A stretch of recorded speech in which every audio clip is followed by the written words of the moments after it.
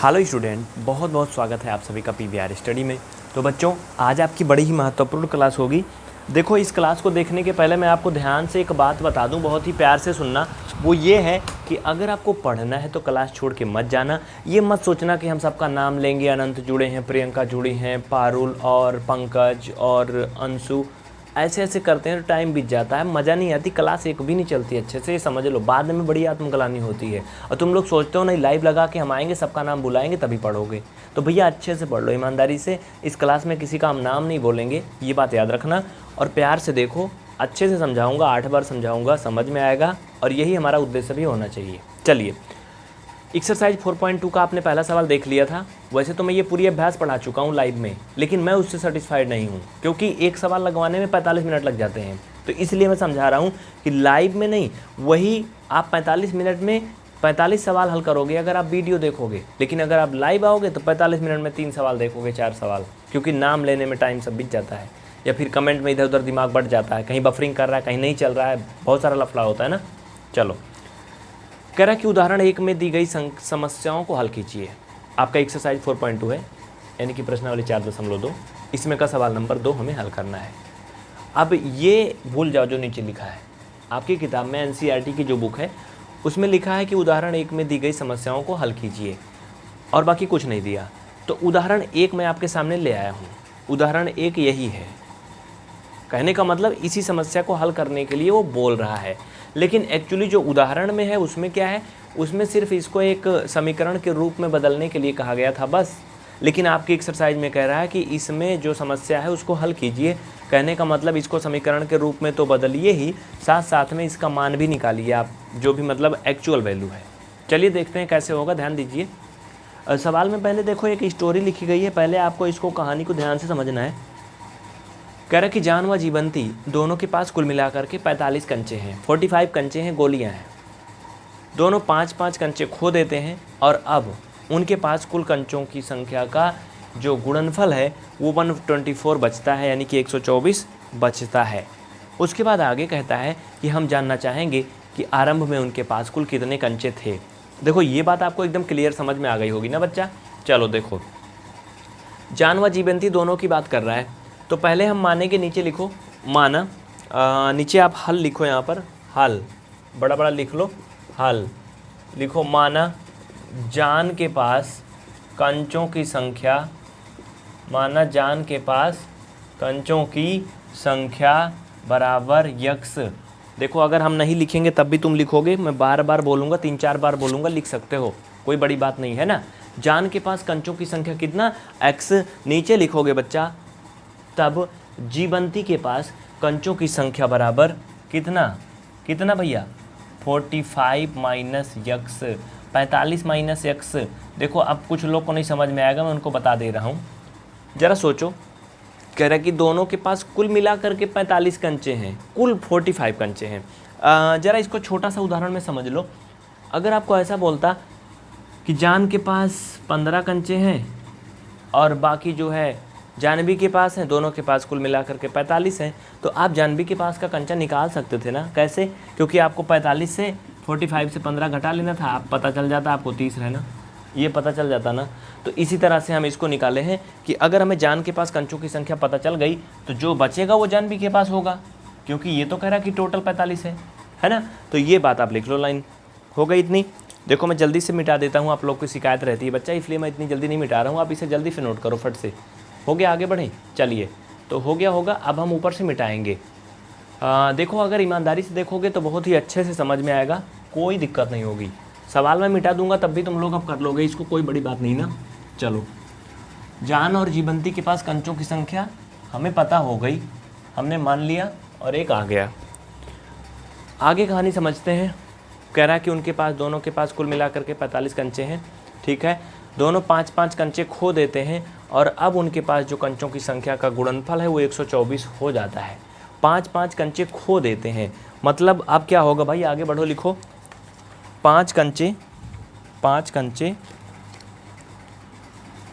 खो जाने के बाद जान के पास बचे कंचों की संख्या, लिखो, मैंने लिखूंगा, 5 कंचे खो जाने के बाद जान के पास बचे कंचों की संख्या।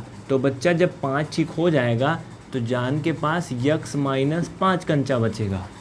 ये तो बचेगा ना बाबू। मान लो पहले जान के पास 25 कंचा था, अगर 5 खो जाता तो बराबर 20 बचता, मतलब 25 माइनस 5 ना। तो पहले उसके पास अगर x था, 5 खो गया मतलब x माइनस 5, है ना, लिख लो। हाँ अब आगे चलो भैया, जान के पास तो खो जाने के बाद कितना बचा है, x माइनस 5। नीचे लिखो जानवी के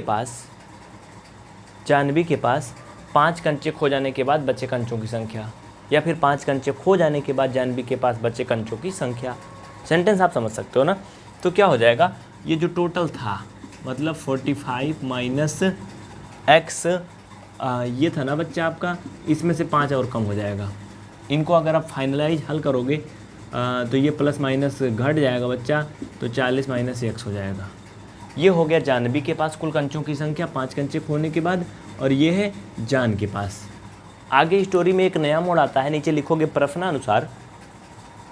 कह रहा है कि दोनों के 5-5 कंचे अगर खो देते हैं तो उनके पास जो कंचे बचे हैं उनकी संख्या का गुणनफल 124 है।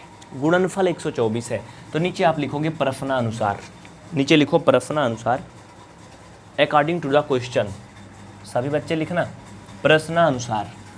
चलो अब मैं एक लाइन सवाल मिटा रहा हूँ, बस धीरे धीरे देखते जाओ। प्रश्नानुसार वो चीज़ तो आप समझ गए ना, नीचे मैं लिखूँ या यहीं लिख दूँ? देखो अगर स्टेप बाय स्टेप देखोगे समझ में आएगा। चलो मैं यहीं लिख देता हूँ। प्रश्नानुसार कह रहा है कि दोनों की जो संख्या है उनका गुणनफल 124 है। तो बच्चा जो ऊपर आ रहा है ना, उनका गुणनफल करके 124 कर दो, बस हो गई कहानी आपकी पूरी। देखो कितना आसान है, अगर समझोगे तो पढ़ने वालों के लिए। अब कहो देखो शिवांश कमेंट कर रहे हैं, उर्मिला कमेंट कर रहे हैं, ध्रुव कर रहे हैं, मैं उनका नाम बोलूँ तो फिर मज़ा नहीं आती यार। देखो दोनों की जो संख्या है दोनों के पास कंचों की, उसका गुणनफल 124 है। मतलब ये x माइनस 5 और ये जो जान और जानी कौन थे दोनों, आप देखे थे ना, 4040 माइनस x, इनका गुणनफल जो है वो 124 है। यही कह रहा था ना कहानी में। देखूँ मैं, यही कहानी तो है। यही है ना बच्चा? ठीक है, बहुत अच्छे, वेरी गुड। अब क्या करना है, अब इनको हल कर लो, एक समीकरण बन जाएगा। इसमें से x का वैल्यू निकालोगे तो दोनों के पास जो एक्चुअल में कंचों की संख्या वो मिल जाएगी। चलिए देखो मैं एक स्टेप बाय स्टेप मिटाते चल रहा हूँ। अगर आप लिखोगे तो आप समझोगे एक तरफ से, बीच में देखोगे समझ में नहीं आएगा, इसलिए शुरू से वीडियो देखो। x का 40 में मल्टीपल करोगे बच्चा तो ये हो जाएगा 40x। अब x का माइनस x में करोगे बाबू तो x का स्क्वायर हो जाएगा। यहाँ पे एरो लगा दो, यहाँ पे भी एरो लगा दो। हाँ, मैंने x का मल्टीपल इसमें कर लिया 4040 में। अब मैं 5 का करूँगा दोनों में बारी बारी। तो 5 का जब मैं इसमें करूँगा बच्चा तो ये 5 दूना 5 चौका 20 ना, और 1 0 पहले से था, यानी हम कह सकते हैं प्लस माइनस का 5 प्लस का 40 गुणा करोगे तो माइनस का 200 आएगा, और माइनस का 5 और माइनस का x तो ये प्लस का 5x बराबर 124। इस तरह से अगर हम देखें तो ये 40 और ये 5 दोनों प्लस में है, दोनों जुड़ जाएंगे। तो बच्चा ये फाइनलाइज में आपके हो जाएंगे 45x माइनस x का स्क्वायर, और ये 200 माइनस में है, 124 किस में है बच्चा, वो प्लस में है। इधर आएगा ये माइनस हो जाएगा, ये इसके साथ जुड़ जाएगा, यानी फाइनल में 324 बन जाएगा इक्वल 0। ये आपको समझ में आ गया। अब हम इसको द्विघात समीकरण के स्टैंडर्ड फॉर्म में लिखेंगे। इसका स्टैंडर्ड फॉर्म होता है, मैं आपको थोड़ा शॉर्टकट में बता दूं, ax का square plus bx plus c equal 0 होता है। तो हम इसको इसी रूप में रखेंगे, पहले एक्स स्क्वायर वाला। तो भैया ये माइनस का एक्स स्क्वायर हो जाएगा और प्लस का 45x 45x माइनस का 324 इक्वल 0। देखो यहाँ एक मुसीबत है, सबसे पहले माइनस आ गया ना, तो इस माइनस को हम लोग क्या करेंगे, इस माइनस को हम लोग दूर करेंगे। दूर करने के लिए क्या करेंगे, देखो इसके लिए क्या करते हैं, ध्यान दो आप सभी अगर, तो आपको समझ में आएगा बच्चा। इसके लिए हम -1 से दोनों पक्षों में गुणा करेंगे। -1 से दोनों पक्षों में गुणा करने पर इधर भी, तो जब हम इसमें -1 से मल्टीपल करेंगे तो सारे चिन्ह बदल जाएंगे। x का स्क्वायर माइनस 45x और प्लस 324 इक्वल 0। -1 का शून्य में मल्टीपल करोगे तो वो शून्य ही रहेगा, चाहे जो भी कर लो उसमें। हाँ, ये समझ में आया, लिख लो।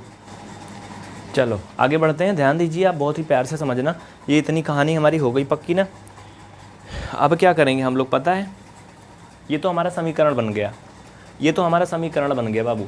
लेकिन अभी अगर हम उदाहरण की बात करते तो उदाहरण में कह रहा था समीकरण बनाओ, बन गया, ख़त्म हो गया था।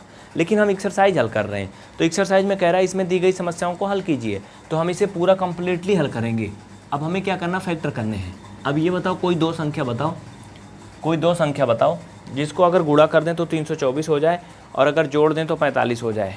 जोड़ दें तो 45 हो जाए, गुणा कर दें तो 324 हो जाए। आप ज़रा मुझे सोच के बताना, फटाफट जल्दी से चलो। थोड़ा सा मुश्किल लगेगा ये, लेकिन बताना पड़ेगा आपको। चलो देखो, अब बच्चा आपको थोड़ा यहाँ सिफत करनी पड़ेगी। वो क्या है, हमें बीच वाले पद को तोड़ करके गुणनखंड करने हैं। मैंने आपको गुणनखंड करना बताया है। अब हमें कोई दो ऐसी संख्या ढूंढना है जिसको अगर जोड़ दें तो 45 हो जाए और गुणा कर दें तो 324 हो जाए। तो ऐसे तो हमें पता नहीं चलेगा कि गुणा करें तो 324 हो जाए, जोड़ दें तो 45 हो जाए, आखिर क्या होगा, 4 5 8 9 तो है नहीं। तो हम क्या करेंगे, 324 का फैक्टर निकाल लेंगे। अब इसमें ट्राई करेंगे दो दो मिला के। चलो मान लो मैंने इन दोनों का एक जोड़ा बना लिया, इन सब का एक जोड़ा बना लिया। ध्यान से समझो, कैसे हम जानेंगे कि वो कौन से दो अंक हैं जिनको गुणा करेंगे तो 324 और जोड़ेंगे तो 45 आएगा। इसे हम कैसे समझेंगे आखिर। बाकी कुछ लोग के दिमाग में आ जाता है, बता देते हैं फटाफट, लेकिन मान लो आपके दिमाग में नहीं आ रहा, तो आप कैसे समझोगे कि वो कौन सी ऐसी दो संख्याएं हैं जिनका आप गुणा करोगे तो 324, जोड़ोगे तो 45 हो जाएगा। देखो तरीका ये है, आप जो संख्या बड़ी वाली लास्ट में होती है उसका फैक्टर करोगे और उसमें से आप जोड़े बना बना के ट्राई करोगे।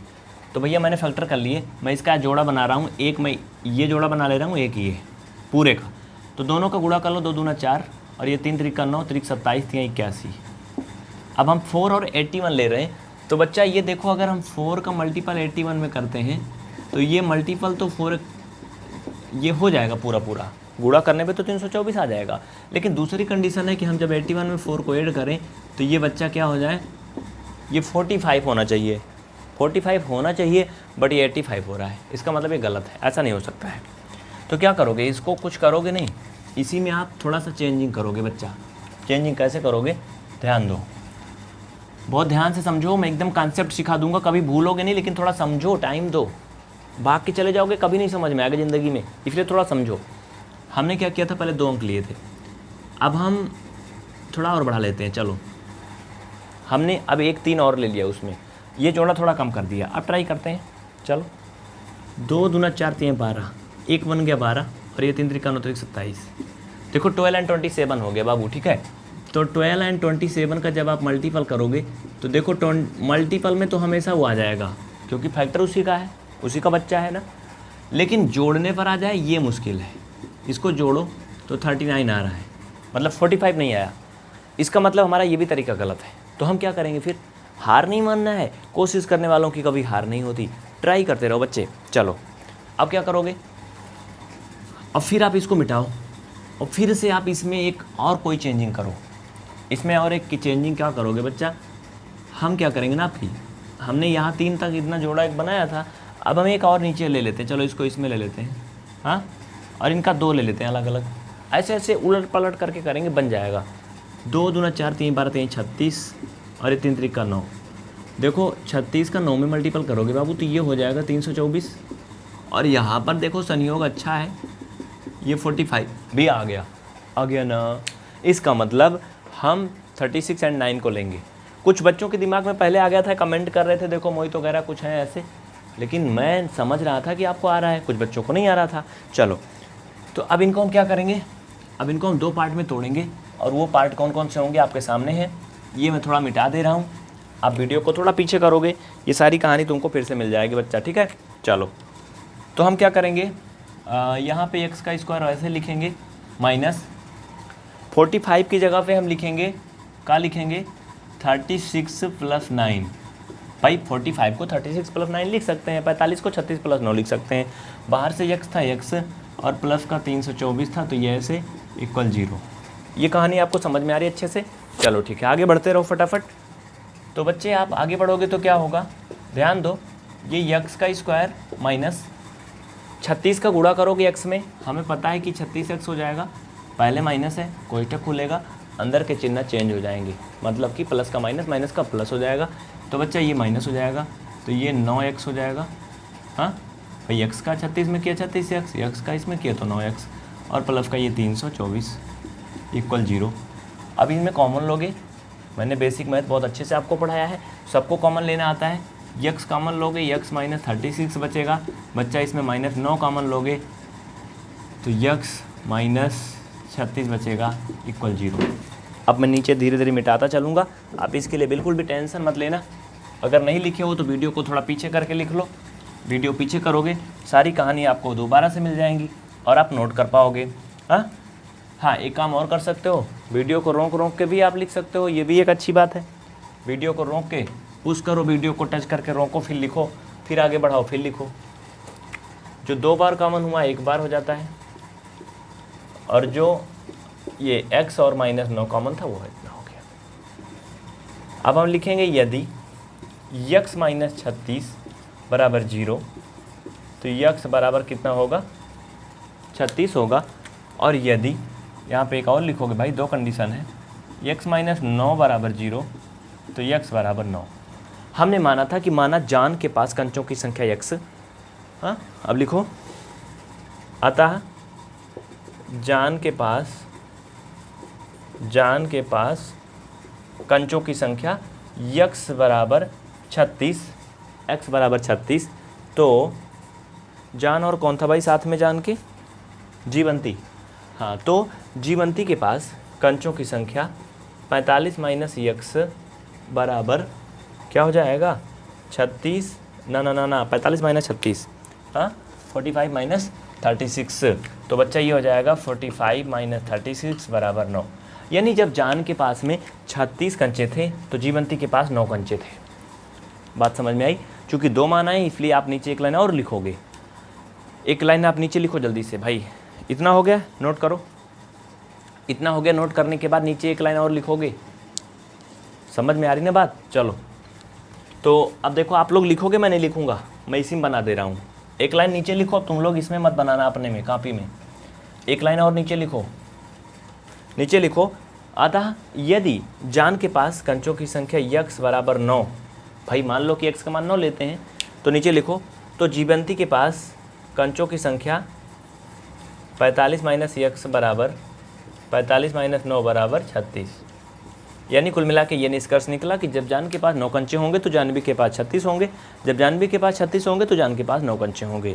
हो गई ना दूसरे जो समीकरण की उदाहरण की समस्या थी उसका सलूशन हो गया, हल हो गया ना। तो बच्चे इस तरह से आपका ये कक्षा 10 की NCERT मैथ का जो एक्सरसाइज 4.2 थी उसका सवाल नंबर 2 पूरा हो चुका है। इस तरह से आप 1-2 सवाल का हर रोज़ एक सलूशन पाएंगे। और अगर आप इस क्लास को एक साथ पूरा देखना चाहते हैं अच्छी तरह से, तो आप दिए गए व्हाट्सअप नंबर पे कांटेक्ट करिए, वीडियो में कमेंट करिए। आपको हम प्रीमियम क्लास में 2-2 घंटे की क्लास उपलब्ध कराएंगे। आप 1-2 महीना के अंदर पूरा कोर्स ख़त्म कर लोगे। लेकिन अगर आप ऐसे यूट्यूब पे देखना चाहते हो तो PVR स्टडी को चैनल को सब्सक्राइब करके और PVR स्टडी के फेसबुक पेज को लाइक करके फॉलो करिए और ऐसे फ्री में पढ़ते रहिए। तो जैसी आपकी इच्छा हो, चाहे आप छोटी छोटी क्लास हर रोज़ देखते रहिए, चाहे आप प्रीमियम क्लास लेकर के इकट्ठा ले लीजिए पूरा। मिलते हैं फिर नेक्स्ट क्लास में। जय हिंद। और हाँ, चलते चलते रिक्वेस्ट होगी, अगर आप इस वीडियो को डेमो के रूप में देख रहे हैं तो इसे साथियों में शेयर जरूर करें। देखो 5 मिनट ज़्यादा भले लग गया, लेकिन आपको समझ में आ जाए, हमारी यही कोशिश होती है पूरी तरह से। तो बच्चों, अपने विचारों को ज़रूर लिखना, आपको क्लास कैसी लगी, और कमेंट करोगे तो हम आपको और क्लास उपलब्ध कराएंगे जल्दी से जल्दी।